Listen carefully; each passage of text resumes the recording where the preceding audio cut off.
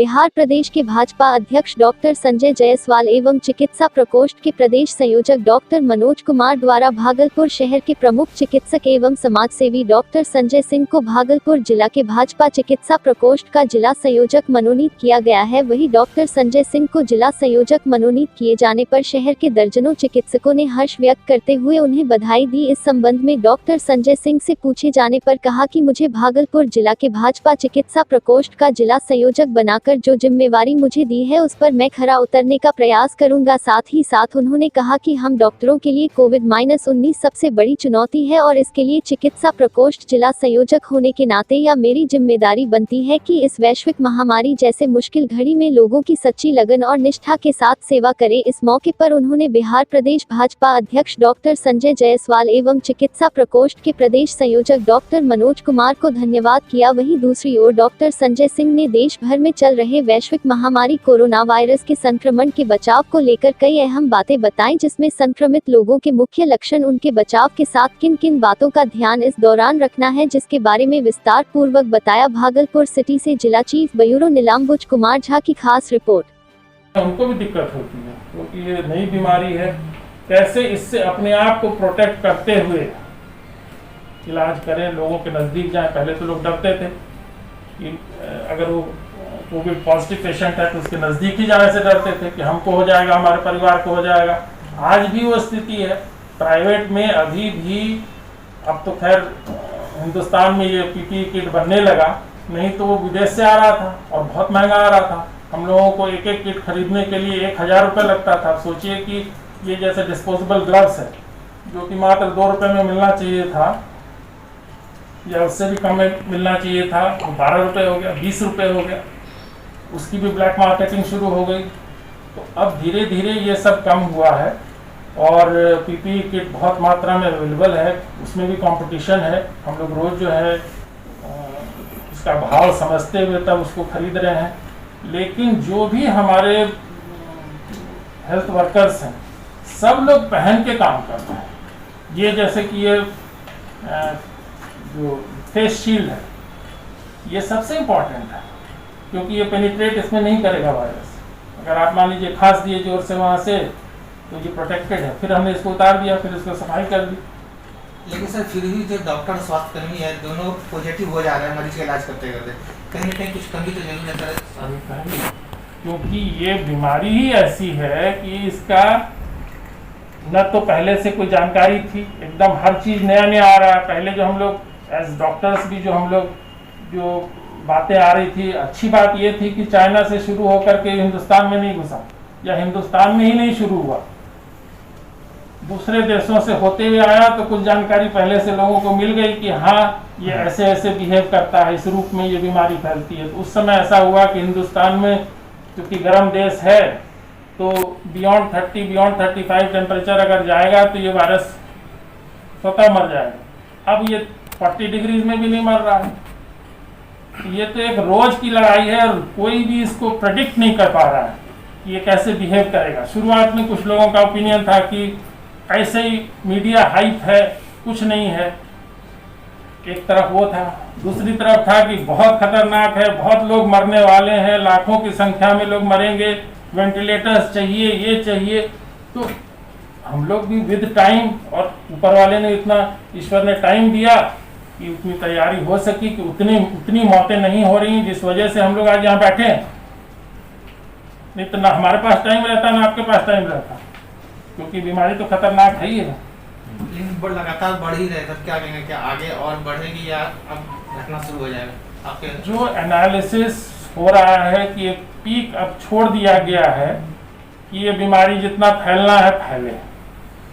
Unlocking का मतलब वही है कि आप उसको अलाउ करें कि जितना मैक्सिमम फैलना है वो फैल जाए और तब जो है वो एक पीक पहुंच जाएगा। और हर्ड इम्यूनिटी की बात हो रही है कि जब तक वैक्सीन नहीं आता है तो बॉडी ही अपना एक एंटीबॉडी उसके अगेंस्ट, जो इन्फेक्टेड हो रहे हैं वो तो एंटीबॉडी डेवलप कर रहा है। अदरवाइज दूसरा और कोई उपाय नहीं है जब तक कि हर्ड इम्यूनिटी नहीं हो, जिससे कि शरीर ही उससे लड़ने के लिए सक्षम हो। सर एक प्रश्न था, ये हाइड्रोक्सीक्लोरोक्विन क्या है? पहली बात। दूसरी बात कि ICMR ने एक पत्र जारी किया था कि जो भी मेडिकल से जुड़े हुए लोग हैं, चाहे लैब टेक्नीशियन हो, चाहे जो उसके कोविड के पेशेंट को देख रहे हैं, तो वो लोग प्रोफिलैक्सिस के तौर पर इसका इस्तेमाल कर सकते हैं। तो क्या लाइन ऑफ ट्रीटमेंट में हॉस्पिटल में जो मरीज ठीक हो रहे हैं उनके ऊपर इन दवाओं का इस्तेमाल किया जा रहा है, या केवल क्वारंटाइन करने से ही वो लोग ठीक हो जा रहे हैं? ज्यादातर तो जो देखा गया है, जो आंकड़ा अभी तक आ रहा है कि एक भी मौत इस जिले में नहीं हुई है। अगर हम लोग भागलपुर को लेते एक हुई है सर, वही वो मरा हुआ पेशेंट ही आया है, ड्यूरिंग ट्रीटमेंट नहीं मरा है, वो ऑलरेडी उसका डेथ हो चुका था। बाद में उसको जब जांच किया गया तो पता पॉजिटिव पाया गया। अब वो कोरोना से मरा या और किसी और बीमारी से मरा, ये कहना मुश्किल है।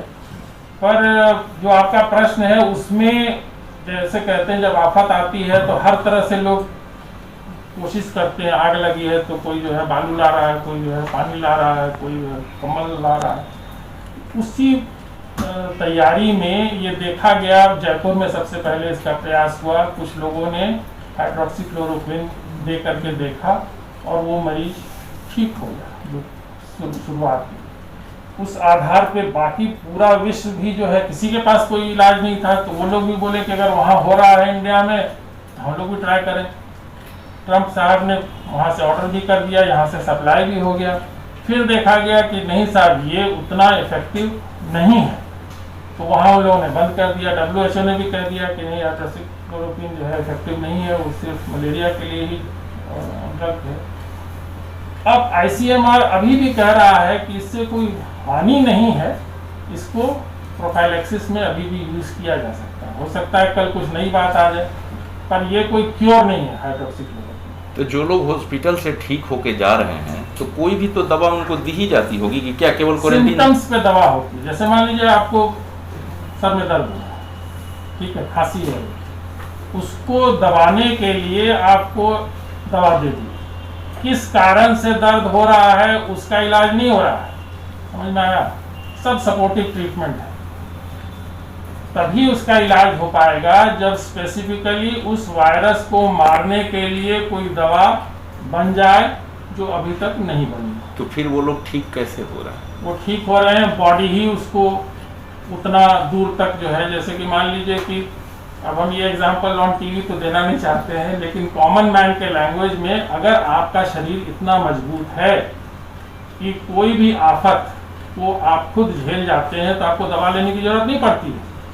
बहुत लोग ऐसे हैं, है ना, जो बीमार हुए, कोई दवा नहीं लिए, उनका शरीर ही उनको ठीक कर दिया। वही स्थिति है इसमें। मतलब कुल मिला कह सकते हैं केवल क्वारंटीन किया जा रहा है। क्वारंटीन इसलिए किया जा रहा है कि वो दूसरे को नहीं फैलाना। बस 14 दिन में वो वायरस उसी में खत्म हो जाएगा। अगर वो ट्रांसफर हो जाएगा तो फिर से वो जिंदा हो जाएगा। 14 डे पीरियड क्वारंटीन का मतलब यही है। वो पहले भी वो हमको बनाया गया था, आज से 4 साल पहले भी, पर अब हमको उस समय तो समय भी कम था, और खास करके इस बार जो ये महामारी फैली है तो इस वजह से भी हम चाहते हैं कि कुछ ज़्यादा कुछ कर पाएँ। ये जो प्रकोष्ठ है इसमें सिर्फ एलोपैथिक चिकित्सक ही नहीं है, इसमें आयुर्वेदिक वाले भी, होम्योपैथी, जितनी भी विधि से चिकित्सा होती है सब के लोग इसमें शामिल हो सकते हैं, जिनको कि भाजपा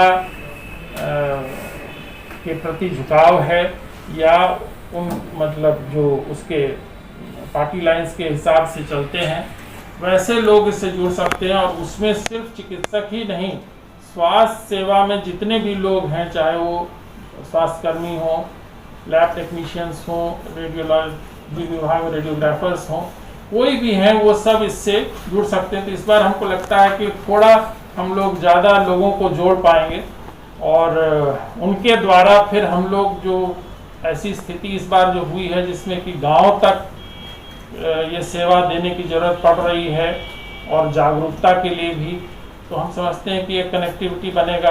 दूसरा है कि अब हर किसी के पास मोबाइल है, गांव में भी सबके पास मोबाइल रहता है, उस माध्यम से भी हम लोग की कनेक्टिविटी बढ़ेगी, और ऐसे केसेस के बारे में या और भी जो स्वास्थ्य संबंधी जो परेशानियां गांव में रहती थी उनकी जानकारी हम तक आएगी, और हम लोग एक कड़ी बनेंगे जनता और सरकार के बीच में।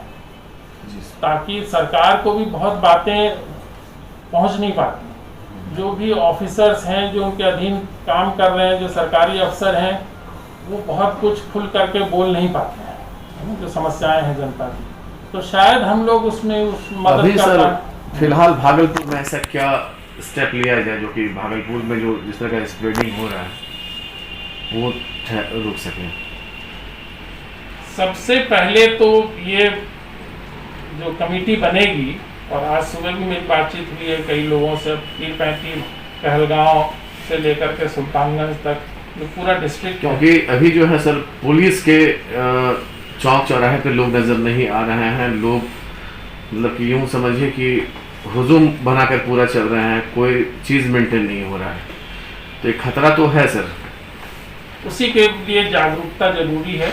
और जब जितने लोग प्रशासन नहीं पदाधिकारी से सर आप बात करेंगे नहीं चिकित्सा के एंगल पर कि यहाँ इस तरह से ये किया जाए, इसलिए कि भीड़ होती है, वो भी एक तरीका है कि प्रशासन से भी हम लोग बात करेंगे कि ये समस्याएं हैं और इसका कैसे आप लोग आपके तरफ से क्या सहयोग हो सकता है। क्योंकि जो डायरेक्शंस आते हैं लॉकडाउन और अनलॉकिंग के, तो वो प्रशासन उसको फॉलो करती है। अभी अनलॉकिंग का है क्योंकि अनलॉक भी सर कंडीशनल है, कंडीशन के साथ है, लेकिन उस कंडीशन को फॉलो नहीं किया जा रहा।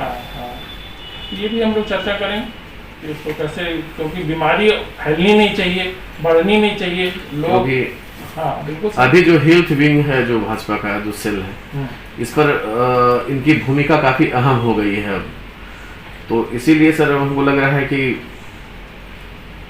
आपको इसमें थोड़ा आगे बढ़कर ये करने की आवश्यकता है। बिल्कुल बिल्कुल, ये तो सबको करना चाहिए। और हमको ये एहसास हुआ कि नहीं, ये जिम्मेवारी हमको लेनी चाहिए इस वक्त में, और कुछ काम करके दिखाना चाहिए जिससे लोगों को लगे कि हाँ, अगर ये चिकित्सा प्रकोष्ठ है तो ये कुछ जमीनी स्तर पे कुछ काम कर रहा है। ऐसा हमारा प्रयास जरूर रहेगा और वो दिखना चाहिए कुछ महीनों में। डॉक्टरों को कुछ सलाह देना चाहेंगे? डॉक्टरों से सहयोग का सलाह है कि वो जितना सहयोग कर सकें अपनी तरफ से, एक सच्चाई से जनता की सेवा सभी लोग करें, जो उद्देश्य होना चाहिए।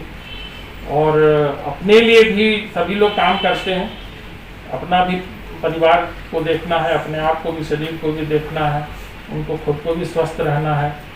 वो सबको प्रोटेक्ट करते हुए एक जिसको कहते हैं जेन्युइन एफर्ट अभी के समय में इस महामारी में खास करके मैं चाहूँगा कि जो हमारा डॉक्टर चिकित्सक हैं वो सब और कर भी रहे हैं, वो दिख रहा है।